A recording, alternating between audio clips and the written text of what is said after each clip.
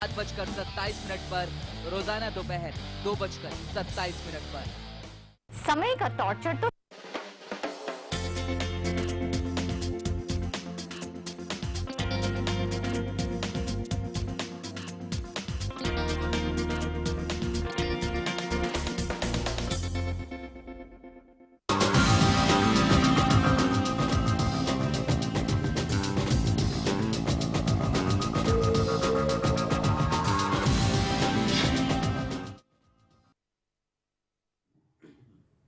नमस्कार, आप देख रहे हैं लेमन न्यूज। मैं हूं आपके साथ राहुल गोयल। इंडिया वर्सेस पाकिस्तान, लेकिन वर्सेस सट्टा। ये सवाल आखिर क्यों? ये सवाल इसलिए क्योंकि भारत पाकिस्तान का मैच एक ग्राउंड में खेला जाता है, उसमें 22 खिलाड़ी शिरकत करते हैं, लेकिन सट्टेबाजी की दुनिया के बड़े खिलाड़ी भी अपना गणित लड़ा रहे होते हैं और मैच की हर गेंद पर उनकी सांस और उनकी धड़कन भी उसके मुताबिक ऊपर नीचे होती है, क्योंकि सट्टे का कारोबार अब कुछ लाखों करोड़ों का नहीं बल्कि कई हजार करोड़ का हो चुका है। और जब से T20 वर्ल्ड कप की शुरुआत हुई है, सट्टा बाजार में हलचल एक बार फिर से तेज हो गई है और भारत पाकिस्तान के बीच जो मैच होने जा रहा है उसको लेकर भी सट्टा बाजार में काफी हलचल है। हालांकि फेवरेट इसमें इंडिया को माना जा रहा है, यानी कि इंडिया के जीतने की सूरत में आपको पैसे कम मिलेंगे, लेकिन अगर आपने दांव पाकिस्तान पर लगाया है तो हो सकता है आपके वारे न्यारे हो जाए। आखिर क्या है ये सट्टे का खेल, क्रिकेट में कैसे इसने अपनी जड़ें जमा ली, इन तमाम चीजों पर होगी तफसील से चर्चा।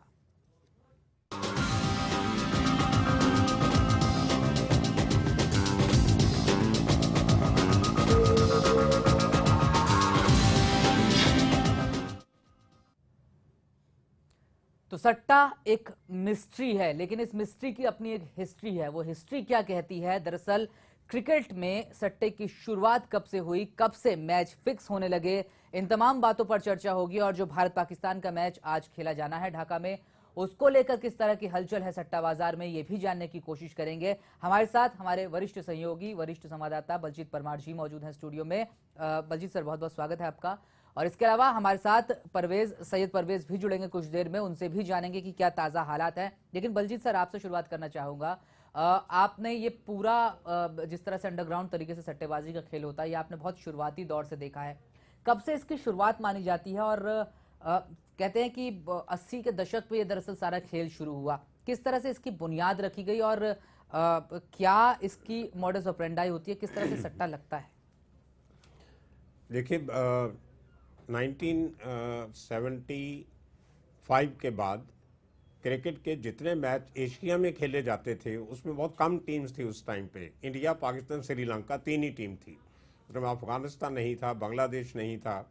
तो ये तीनों मुल्कों में आपस में जो मैचेस होते थे उनमें कुछ इस किस्म की टसल, इस किस्म की टेंशन रहती थी कि आदमी जो है वो इस मैच को एक लड़ाई की तरह देखता था।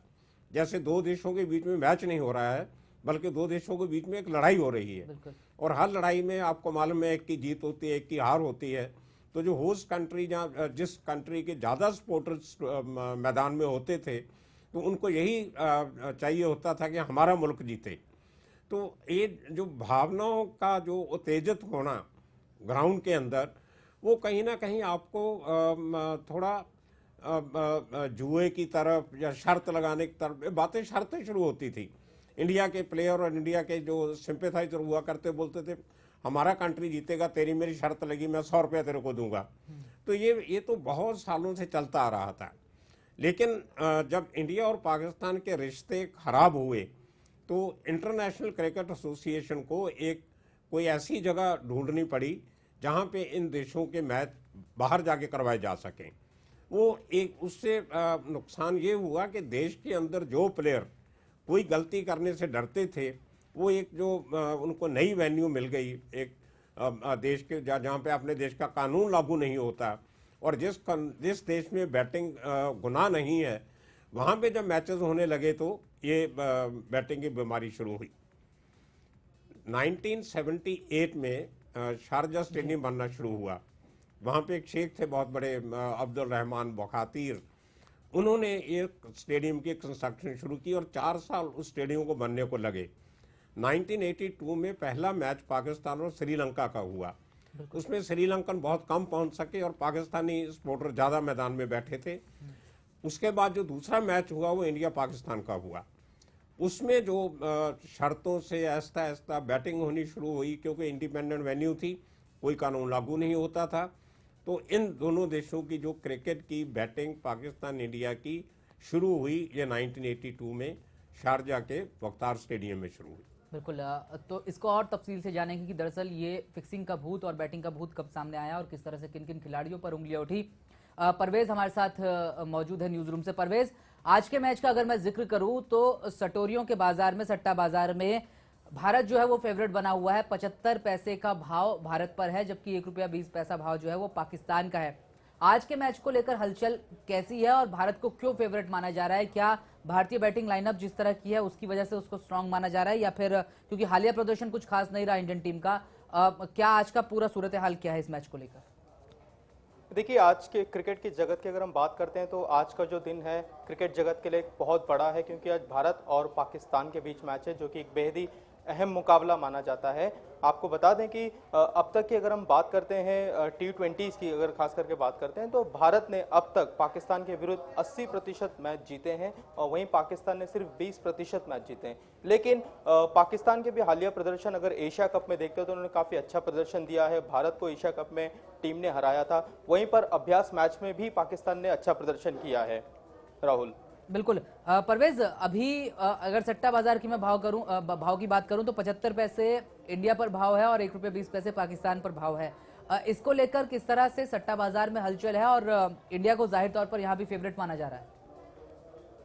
देखिए, जब भी इस तरीके का मुकाबला जब भी होता है तो सट्टा बाजार जाहिर सी बात है गर्म हो जाता है, खास करके भारत और पाकिस्तान के मैच में। लेकिन आज जो प्रदर्शन हम एक्सपेक्ट कर रहे हैं, या फिर जो सटोरिये हैं वो एक्सपेक्ट कर रहे हैं, वो यही कर रहे हैं कि जो युवराज सिंह और महेंद्र सिंह धोनी की वापसी के बाद भारत की जो स्ट्रेंथ है कहीं ना कहीं बहुत ज़्यादा बढ़ गई है।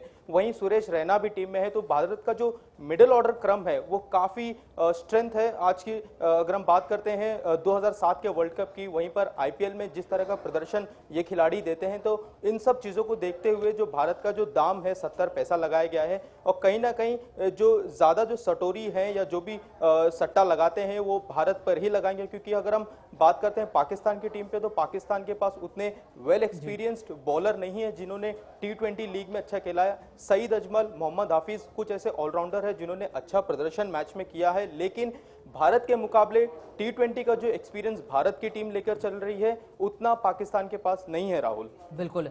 परवेज, आप बने रहे हमारे साथ बलजीत सर भी स्टूडियो में लगातार मौजूद हैं। बलजीत सर, आपसे ये जानना चाहेंगे कि ये पूरी दरअसल ये फिक्सिंग के जिन की शुरुआत कहाँ से होती है? एक वक्त था जब पहली बार भारत में फिक्सिंग का जिन सामने आया था, तब कपिल देव जो कि पूर्व भारतीय कप्तान थे वो रो दिए थे। अजहरुद्दीन को लाइफ टाइम बैन का सामना करना पड़ा। अजय जडेजा जो है वो नपे, और उसके बाद मनोज प्रभाकर जो है उन पर भी उंगलियां उठी थी। ये दरअसल भारत और पाकिस्तान की नज़र से बात करूँ तो इसकी शुरुआत कब होती है? क्योंकि हमारे देश में अभी तक इलीगल है, इंग्लैंड में भले इसको बैटिंग को लीगल दर्जा प्राप्त हो, लेकिन हमारे यहाँ ये इलीगल मानी जाती है। तो इस सब की शुरुआत दरअसल कहाँ से होती है? देखिए, इसको टेक्निकली शुरुआत कब हुई वो कुछ दिन या उसका टाइम तो नहीं बता सकता कोई, लेकिन ये ओवर द ईयर्स और डेवलपमेंट 82 से शुरू हो गई। छोटी छोटी बैटिंग लगनी, और बैटिंग के लिए प्लेयर्स की शमूलियत होना बहुत ज़रूरी था। इसलिए जो बड़े लेवल के बुकीज़ थे उन्होंने प्लेयर्स को कल्टीवेट करना शुरू किया। जो प्लेयर आपको याद रखना पड़ेगा, उस जमाने में क्रिकेट के इतना पैसा नहीं था। आज जो एक छोटे से छोटा प्लेयर भी 2.5-3 करोड़ रुपए एक साल का कमाता है, वो उस जमाने में सीनियर प्लेयर भी इतना पैसा नहीं कमाता था। इनकी जो कंट्रैक्चुअल सिस्टम नहीं था क्रिकेट में, ऑस्ट्रेलिया को छोड़ के और किसी कंट्री में प्लेयर के साथ कोई सालाना कंट्रैक्ट नहीं होता था। तो जो मैच खेले उसके उतने पैसे मिल जाते थे, और प्लेयर्स के पास कोई इतना बड़ा कोई ये नहीं था कि हम क्रिकेट खेल के ही अपनी ज़िंदगी या आगे का फ्यूचर बना के रख सकते हैं। ये सबसे बड़ा जो ये सामने आया तो उस मैच में जिसमें इंडिया पाकिस्तान का मैच था, और आखिरी बॉल में 5 रन चाहिए थे पाकिस्तान को, और जावेद मियांदाद ने जो छक्का लगाया आखिरी बॉल पे, चेतन शर्मा की गेंद थी वो, उस एक आखिरी बॉल के ऊपर तकरीबन उस जमाने में 6 करोड़ का सट्टा स्टेडियम के अंदर ही लगा था। और वो दाऊद इब्राहिम के उसके कूपे में फिल्म इंडस्ट्री के लोग और बड़े बड़े बिजनेसमैन, डायमंड के व्यापारी, बिल्डर, बड़े एडवोकेट, कम से कम 25 लोग बॉम्बे से गए हुए उस जमाने में उस बॉक्स VIP बॉक्स में बैठे थे। तो वो वहीं बैठे, तभी मोबाइल फ़ोन भी नहीं थे और सैटेलाइट फ़ोन्स का ज़माना था। अगर आप पुरानी तस्वीरें देखें जो टीवी पे कई बार दिखाई गई हैं, उसमें आधे लोग जो हैं वो सैटेलाइट फ़ोन लेके कान के साथ लगा के वो अपने दोस्तों से और बुक्की से बात करके पैसा लगाते साफ नज़र आ रहे हैं। तो ये सबसे बड़ा ये जो सट्टे का जो किस्सा है, सबसे पहले उस मैच से शुरू हुआ और उसके बाद बढ़ते बढ़ते यहाँ तक बढ़ा के हैं जी क्रॉनियों को इस्तीफा देना पड़ा, बाद में आया करा के मारा गया बेचारा वो। इंडिया के कई प्लेयर उसमें आए, कपिल देव को टीवी पे रोना पड़ा आके कि मैं ऐसा काम नहीं करता हूँ। जडेजा को बैन किया गया, मोहम्मद अजहरुद्दीन पे बैन लगा, मनोज प्रभाकर पे बैन लगा। तो उससे जो हाईलाइट हुआ जो सट्टा, वो पहली बार उस इंसिडेंट से हाईलाइट हुआ, लेकिन उसके बाद खत्म आज तक भी नहीं हुआ। आज तक खत्म नहीं हुआ है। बल्कि सर, सट्टा लगाना एक अलग चीज हो जाती है, लेकिन सट्टे के चलते जब मैच फिक्स होने लगे तो ये फिर एक चौंकाने वाला वाकया बन जाता है सभी के लिए।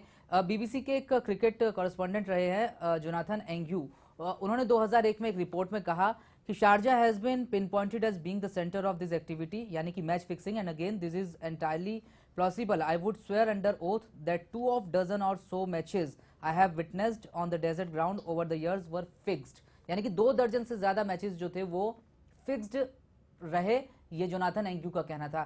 क्या वाकई इतना आसान हो जाता है जब न्यूट्रल वेन्यू होता है, खासकर क्योंकि अगर आप इंडिया पाकिस्तान में ऐसा करते तो शायद कानून की निगाह में आप पकड़े जाएंगे, लेकिन अगर आप न्यूट्रल वेन्यू पर सट्टा लगाते हैं और खिलाड़ियों को कन्विंस कर मैच फिक्स करा ले जाते हैं तो कहीं ज्यादा आसान हो जाता है?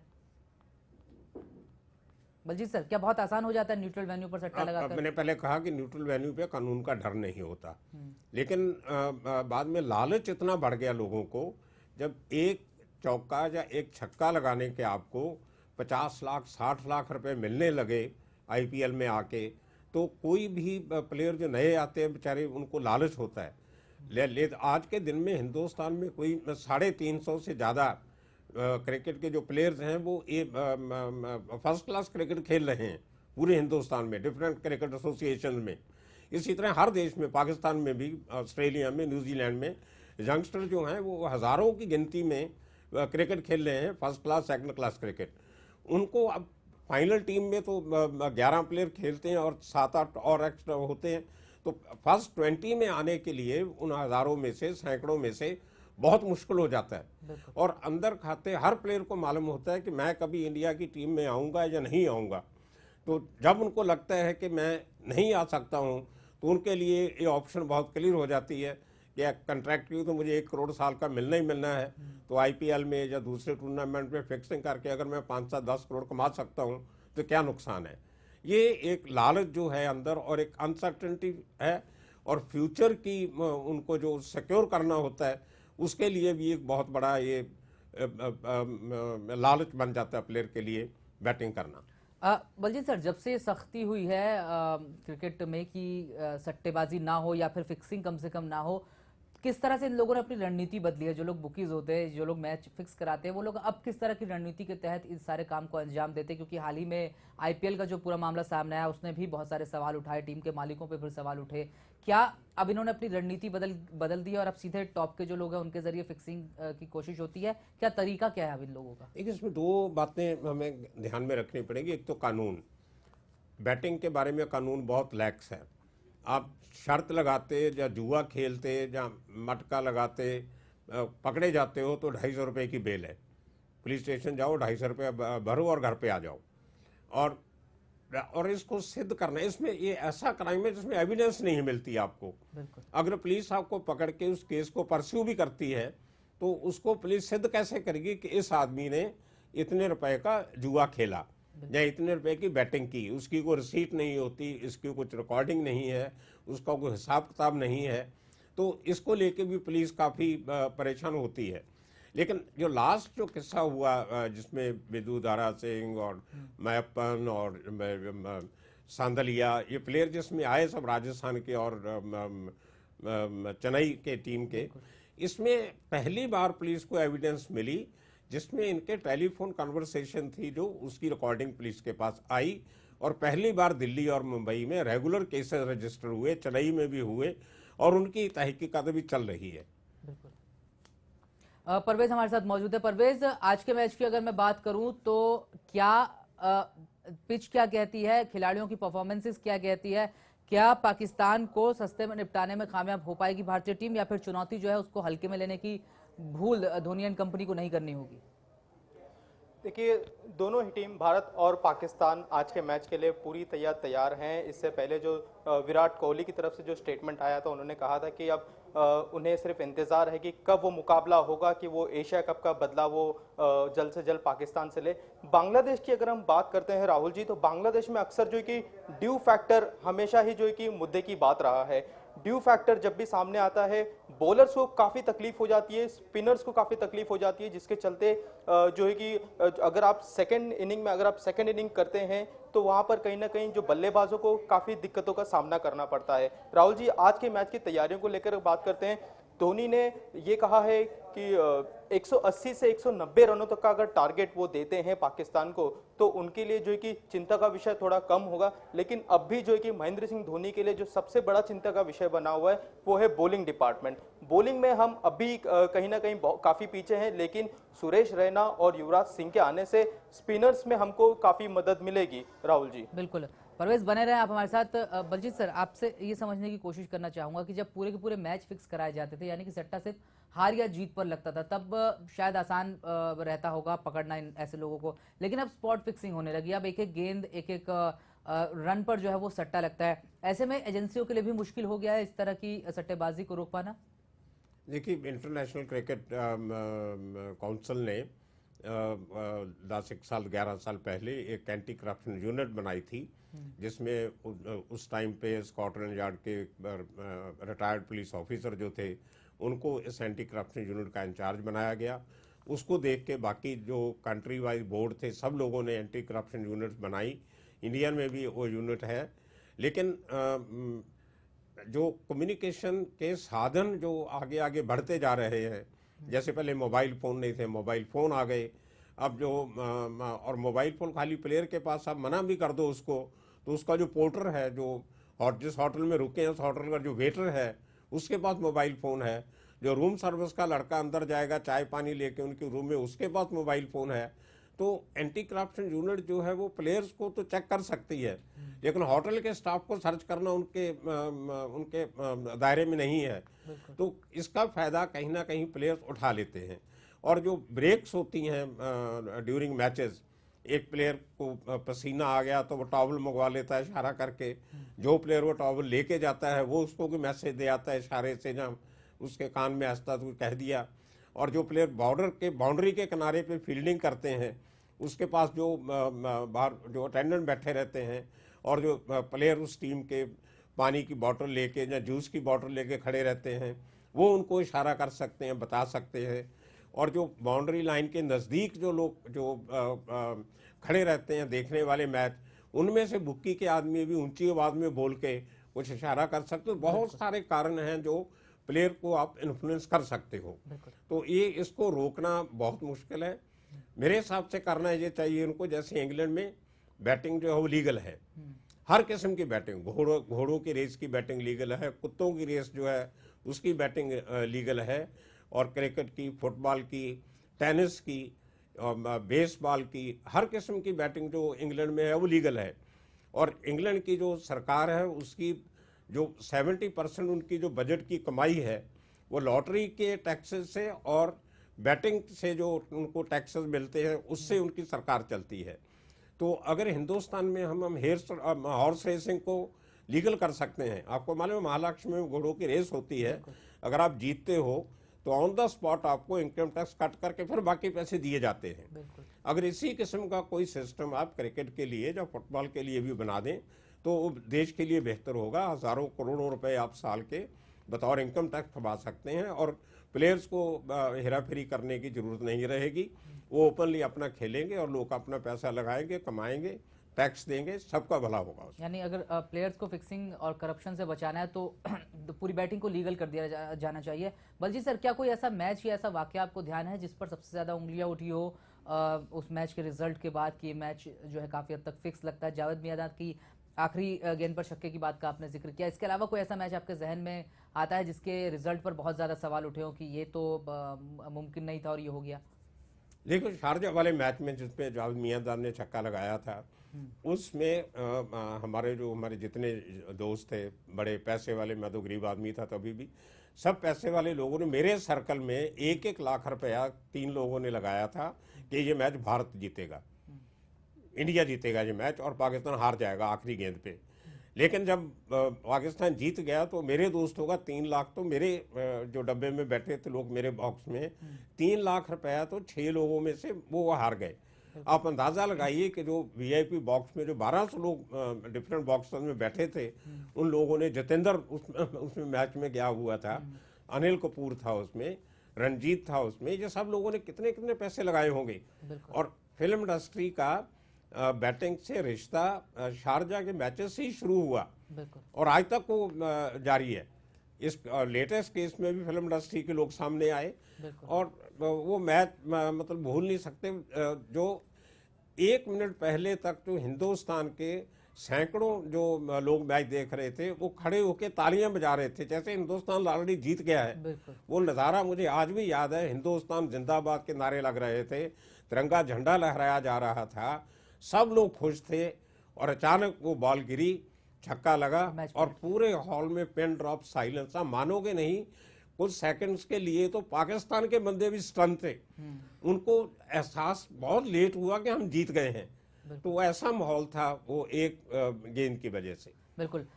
परवेज, आपसे जानना चाहूंगा कि जब भी कोई वर्ल्ड सीरीज होती है तो भारत का रिकॉर्ड वहां पर बेहतर रहता है। भारत पाकिस्तान से ज्यादातर मैचेस ऐसी सीरीज में जीतता आया है। क्या आज भी वो रिकॉर्ड कायम रहेगा? ऐसी उम्मीद भारतीय फैंस जता रहे होंगे।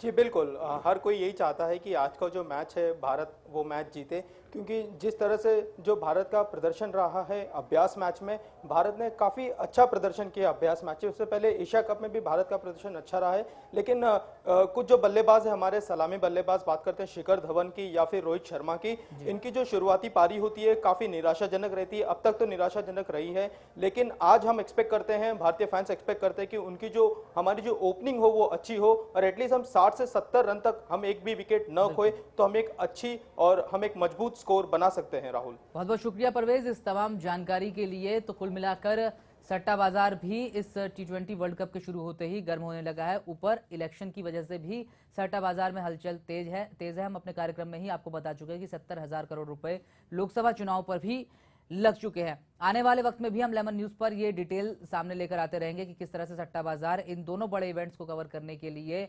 इतनी सारी रकम को दांव पर लगाए हुए हैं। और IPL भी जब शुरू होगा एक बार फिर से, तब सट्टा बाजार की हलचल एक बार और तेज हो जाएगी। बहरहाल इस खास कार्यक्रम में इतना ही। बलजीत सर, मुझे और परवेज को दीजिए इजाजत। नमस्कार।